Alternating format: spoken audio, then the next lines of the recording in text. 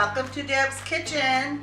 Tonight we're going to be making some delicious and very easy ground beef enchiladas. And these enchiladas are made with flour tortillas. And it's a recipe that was given to me by a good friend, Jami.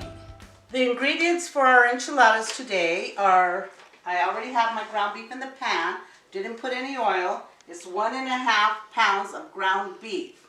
And I have sour cream, a can of cheddar cheese soup, a can of cream of mushroom, a can of cream of celery, 3 small cans of Ortega chilies, and this is, let me tell you the measurements. This is 4.5 ounces each, 3 of those. These cans are 10.5 ounces each. I'm going to be using shredded cheese, and I'm using the bag cheese. I know that I always tell you not to, but this is good when you're using a recipe that it's going to be melting. I always recommend not to use it when you're making tacos or something. We're also using spices, little garlic powder, onion powder, pepper, and I usually use chopped onion. You can use fresh onion if you like. I have my meat in a pan, and I have it pretty high, probably medium high. And I'm going to add about a teaspoon of salt, a teaspoon of onion powder,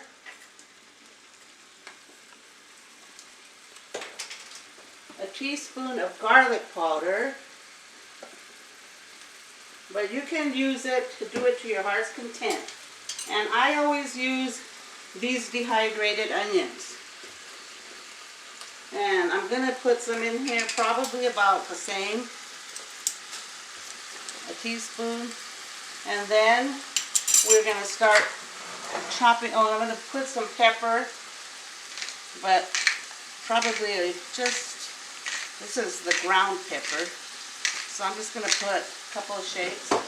Probably you would put about a teaspoon as well. And I have this chopper from Pampered Chef that I love, that I use all the time now. And I'm going to chop up my meat. And I'm just going to cook it until the meat is totally brown and a little caramelized. And that means I want some brown bits to it. I don't just want it boiled, I want it browned. Okay, we have our meat over there, browning away.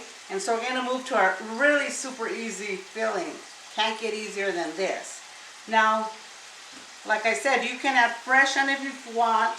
And I usually, the tip I give you is when you cut your onion, cut it, peel it, and then I cut it in half, but I leave on the end. And the reason I do that is so that when you're cutting your onion, it won't fall apart before you cut it apart. So here we have it attached, and I'm going to show you. And be very careful, watch your fingers, but I make a couple of cuts sideways.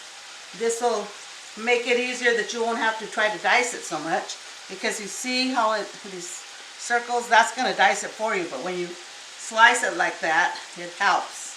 So we're going to cut some cuts in it, and you won't even have to do anything after you slice it. And just get your knife, cut it through. Look, it's already diced up for you now. You don't have to do anything else. How easy was that? And you can add as little or as much onion as you like, or you don't have to add onion at all. But look, you have all of your onion diced. And I'm actually going to add some today because I think it gives your enchiladas great flavor. And I'm just going to add this much. Add as much as you like. And make sure your hands are clean too. And so I'm just going to take this and mix it in here because I want the onion to get caramelized as well. And when you cook your onion like this, along with the meat, it takes that hard, bitter, oniony taste off. And as the onions soften, they put their flavor in the meat, but you can't taste a raw onion taste because they're caramelized. So that, if you don't like onion too much, but you want the onion flavor that it lends to your cooking, do this. Now we're going to compile our super easy, delicious enchilada sauce. And you just get your cans of soup. You don't have to be roasting any peppers, boiling anything. This is just so easy and it's so delicious. When my daughter brought home a piece of enchilada casserole that Jami, her mother-in-law, had made, oh, it was so good. I said, I got to get that recipe. And when she told me how easy it was, I was shocked. So we get that in there. The mushroom, the cream of celery, which to me was an unusual ingredient. Usually I use cream of chicken, but I hadn't heard of using cream of celery before. But it worked, so I'm not going to argue. Then we have the Ortega chopped green chilies. These aren't really hot, but we're going to add 3 cans of those. And that's what's going to give it extra delicious flavor. If you want to see a detailed list of all these ingredients, it will be in the description below. All you have to do is tap on that and the recipe will come right up for you. There is an optional ingredient here, which is olives. If you like olives, you can add olives on the top of your enchiladas. If you don't care for them, leave them off. The next ingredient is sour cream. And we are going to be using a cup of sour cream. And I like this daisy. To me, it's extra rich. And if you like more, you can add a little more. It's up to you. These are your enchiladas, folks. But I tried this recipe, and it was delicious just as it was. So let's get that sour cream in there, that creamy goodness. Have you ever had enchiladas suizas? And that's basically a sour cream based enchilada. It is very delicious. This is kind of what it is. So now we have all these ingredients in, and you just whisk them all together. That's all it is to it. And then we can get ready to assemble our enchilada. But I made this before, and the only issue I had was that I like things a little more spicy. So I tweaked it a little, and I'm sure Jami won't mind. And I'm going to take the rest of these jalapenos out. And you don't have to add jalapenos, people, if you don't like spicy. If you want it to be perfectly for your children, everyone to eat. Okay, so I'm just adding a little bit of jalapenos. This is probably, what, a 1/4 of a cup once you dice it up. But once you add your jalapenos, taste your sauce. If you want more, add more. If you want less, then it's too late. Because what do I always tell you? You can always add it, but once it's in this, you can't take it out. So if you're kind of questionable, just add it a little bit at a time, and then taste it, and then add a little bit more. But I already can eyeball it because I'm used to it, and I know what I did last time. So this amount is going to work for me. And if you want to cut them up small so they can get lost in there, do that. Okay, I'm going to add in my jalapenos. And that's probably about a 1/4 of a cup. And then just whisk everything together till it's well incorporated. And we're ready to roll. Let me check on my meat here. It's almost done. And I'm chopping this up with this chopper, which is a great tool. Because you don't have to be using a spatula to try to cut everything up. And I'm just gonna, I don't want big chunks. So I'm smashing it with this, and you can find these on Amazon, anywhere. But, Pepper Chef sells these, and you gotta have this tool in your kitchen. You see how the meat's browned? That's what you're looking for. You don't want it just all gray. You want some brownness where the brown bits are on the bottom. That's what you're looking for. Now we're going to take it out with a slotted spoon so we can get that grease out. Okay, I have roughly a 9 by 13 casserole dish, and I have some flour tortillas. This is a 24-pack soft taco tortilla. It's not the huge one, it's just a medium size. So this is what we're going to be using today. And I just take them out. And then we have our sauce ready to go. And we're going to be first putting some sauce on the bottom of our dish. and then we'll assemble upwards. So here we go, just a little bit to get it on the bottom of that tortilla. And then we're going to put our tortillas in layers. And so these are pretty big, so we're probably just going to use 4 of them on the bottom.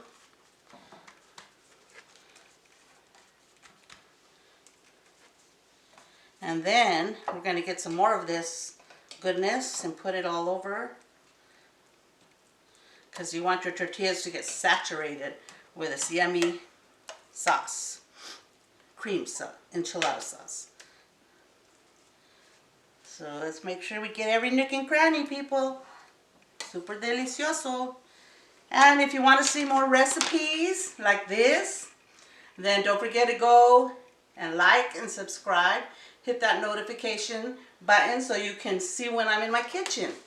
So here's my meat. I took it out and with a slotted spoon. It's no grease, and this is the consistency you want it. Kind of littler, smaller chunks. So we're going to take some of the ground beef and start pouring it over the top of your enchilada casserole. Okay, so I have a 2-pound bag of shredded cheese. You could grate your own. I like to use cheddar cheese. And at this point, you could even roll these like enchiladas. I would put the meat filling in it and a little sauce, the meat, roll it up, and then you would just assemble them. But this is a casserole. It's easier, and it's a family style meal. I have this cheese, and I have a 2-pound bag of cheese because I don't know how much cheese you like. Some of you love a lot of cheese, like cheese enchiladas. So let's just be liberal with it. At this point, folks, you can customize it. Like I said, here's the olives. You can add olives. The other half of that onion, you could dice it and sprinkle it with onions if you like onions. Or you can add more sour cream, whatever you want to do. But this is delicious, the original recipe, and you're going to love it like this. Now, the recipe said to dollop it, but that's kind of, I want full coverage. So what I did is I am spreading my tortilla with this sauce before I put it on the second level.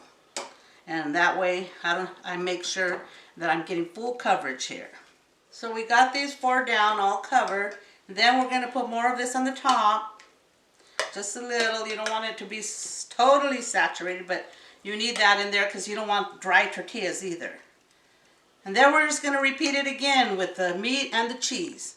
Now, however many layers you want is up to you. It depends how much ingredients you have. I'm the type that I don't like leftover ingredients, so I'm going for another layer. And even though I don't have that much meat, see how this meat is spread all over? It's spread all over 3 layers down, so you're not going to notice if it's a little bit because it's all going to blend together. Okay, so this 3rd layer, I'm basically putting all the rest of the sauce on here. Using it all up. Make sure you got coverage all over the place. Get those tortillas totally covered. And we're using all our ingredients here. I don't like leftover ingredients. And just spread it around. Make sure it's covered. I still have a little meat here, so we're going to just drizzle that on. But you're not going to see it because it's going to be covered with cheese. There. Make sure you get everything. Okay, now that we have everything in there, we're going to get some more cheese, and we're just going to liberally make sure it's all covered. And then we're going to stick it in our oven at 350, a preheated oven, which I already have preheating. And folks, what I'm going to do is I'm going to lightly tint this with foil because I don't want my cheese to burn. And I'm going to cook it for a half hour at 350, lightly covered, and then I'm going to take off the foil and let it cook some more until it starts getting golden brown. Now at this point, if you want to be extra fancy, you can open these sliced olives and decorate it with that. You can get some green chives and top it off, and it'll look pretty, very fancy. But this is how we're doing it today. And I'm I'm gonna lightly tan. I'm not gonna put that on really heavy. I don't want it to steam. And try to tent it so the cheese doesn't stick to it. So like make a tent, hold it in the middle and kind of just cover it loosely. In it goes, 350 preheated oven for half hour. Then we'll check it and see how it's doing. Okay, I took it out after 30 minutes. We have a little bit sticking going on. Not to worry because we're putting it back in and we have more cheese. So we're just gonna fill those spots. And I can already see some bubbling action on here on the side. So I'm just gonna put it in there, uncovered, for 15 more minutes, and we will be ready to sample this. Our ground beef enchilada casserole is out of the oven. Can you see that bubbling action there? This smells wonderful. But we're gonna let it set for about 5 minutes before we serve it up. And then we can top it with sour cream, onions, whatever you like. Okay, we're ready to taste this. Delicious. The edges are crispy. So get a knife and cut and make sure you cut all the way through. And get around the edges because we don't want it to stick any more than necessary. Can't wait to dig in. Okay, let's go in here, folks. Oh, look at that cheesy goodness. Don't forget to get that extra little part on the bottom that always tends to stick around, because every bit of this is going to be delicious. It just smells wonderful. See that? Okay, now if you want extra sour cream, do that. I like extra sour cream. Just get a spoon. If you want some onion, a little bit, put some onion. And then we're going to try this out. Let me get a fork. Okay, we're going in. It smells so good, I can't get it. What can I say? It's delicious. Thank you, Jami, for this wonderful recipe. It's easy, it's family friendly, budget friendly, and delicioso. So, go cook this up in Deb's kitchen.